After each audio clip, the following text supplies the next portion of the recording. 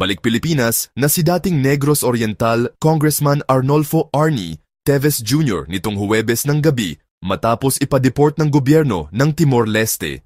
Lumapag sa Villamor Air Base pasado alas 7 ng gabi ang eroplanong sinakyan niya mula Dili, Timor-Leste via Davao stopover. Ayon kay Justice Secretary Boying Remula, agad na dinala si Teves sa National Bureau of Investigation Headquarters para sa medical check-up at posibleng pansamantalang pagkakakulong.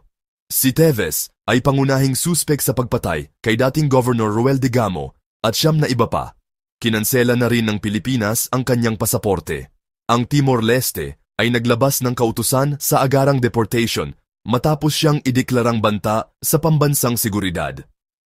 Bawal na rin siyang makabalik sa nasabing bansa sa loob ng 10 taon.